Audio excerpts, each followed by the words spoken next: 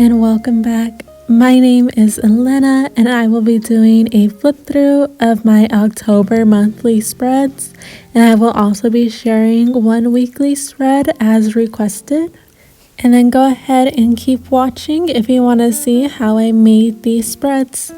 But before we get into those, I just wanted to do a quick flip through of my September spreads. This month the theme was apples. I will leave a link for this video as well if you wanted to check it out. But for now, let's go ahead and get into my October spreads. So for October, the theme was a corn maze, and then I just made the faux Dutch doors to open out into my monthly spread. But the spread that started with was my fall to-do list. So far on most of my monthlies, I will put in a to-do list or a bucket list, either for that month or for that time of year. And for this spread, I wanted to make it seem like it was a maze rules, as if when you walk into a corn maze and you see this. I'll put up a photo just for a reference that I used. And I decided to start here instead of doing my monthlies, just because I figured it would be easier to create, and I really like how it came out. And I'm happy that I started with this first because it gave me the encouragement I needed to create the rest of the spreads. And I'm really happy with how all these monthly spreads came out. Now for the corn, I just used a reference photo online. I'll put it up here, but I just drew out kind of what this looked like, and I switched out where the corn was, either on top or bottom, or if I put in 2 on one stalk, so on and so forth. Then I switched between 3 or 4 different colors of green, or for the 4th color, I just used a dark green and I outlined that with the entire stalk of corn, and then it kind of created a shadowy or depth to each stalk. And then I ended up going in with a white afterwards too, and I feel like that brought everything together. And then for each stalk, I just drew it out in pencil first, and then I went over it with pen. Then with color, I just figured it was easier for me to map out where each corn would be, and then how many leaves needed to touch each other. And then for my monthly spread, I decided to draw out the entry for the corn maze, and I'll put up some reference photos that I used that inspired me for this portion. And I just put October instead of corn maze, but I really like how this portion turned out. It was really simple to create, and then I just alternate between 2 different shades of brown, and I drew a cute little mailbox. And for a small, I only need a small amount for my monthlies anyways, so I'll just put in those green lines the events for my month. And this is about the halfway mark for my monthly spreads, and I also have been terrible at coloring in between the lines, always have been, always will be. But I appreciate for October that even when I went out of the lines for this, it didn't look messy, it just kind of looked spooky. And if you just don't look too close, it's fine. And one thing I also appreciate about these spreads is that the corn all kind of blend together as one. So even if you mess up on a stalk or 2, they all just blend together anyways. And I wouldn't say that this was an easy spread to make, but it was very simple, and it was just simple design, and it's just easier to follow versus any of the other spreads that I've made. And if you're looking to recreate these, I would go ahead and sketch it out with pencil first for each corn stalk, just so that way you know where the placement is for each corn before going in with pen, and just figure out where you want those kernels to be, because if you go in with that guide in pen, it'll just come out more circular versus like natural looking. And for mine, I just placed my kernels haphazardly just because it came out more watercolory or sketchy, and that's kind of my feel. But if you wanted to be more realistic, you would just have to go in for each kernel and place them individually and more purposefully, just closer together. But for mine, I just placed it anywhere that I wanted and in half circles, because then it kind of all blended together, and the yellow brings everything together anyways. So it was really easy just to create this, and it's nice because you can create it in your own style, whether it be somewhat like mine where it's just kind of sketch-like, or you can make it as realistic as you would like.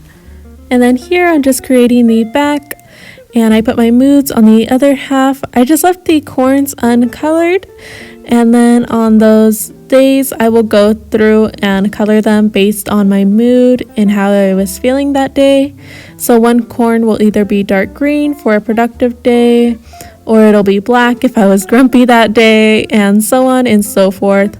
I just put the number of the day in the middle of the corn, and I drew a bucket with the rest of the corn because I knew the stalks weren't going to fit, and it's not the prettiest, but it's functional. And if you're unfamiliar with how faux Dutch doors work, and it's just 2 full spreads, you just fold in the 2 pieces closer to the center, and then that creates your faux Dutch door.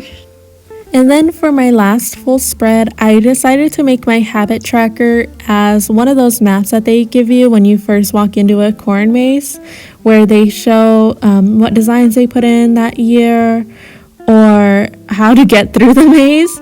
I will go ahead and place up my reference photos up here, and I decided to make the portions that you would walk through my actual habits. And then when I finish my habits, I will go through and color them in black, and then that way it will stand out versus the tan or the green.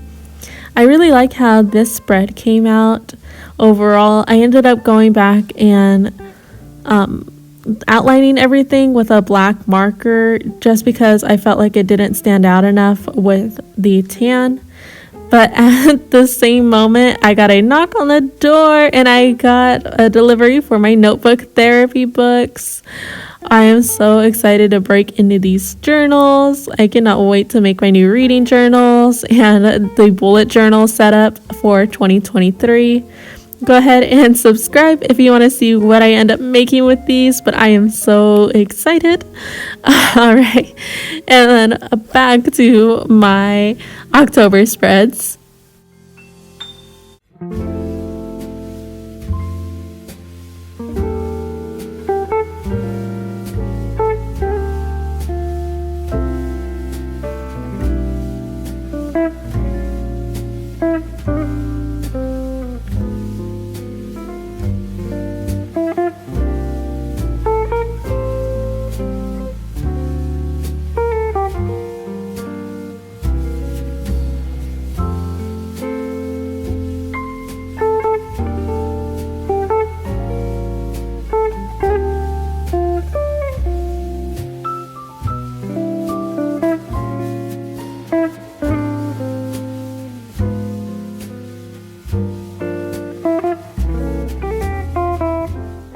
And then here I am going back to my habits, and I am going through and just outlining everything with a microfine liner.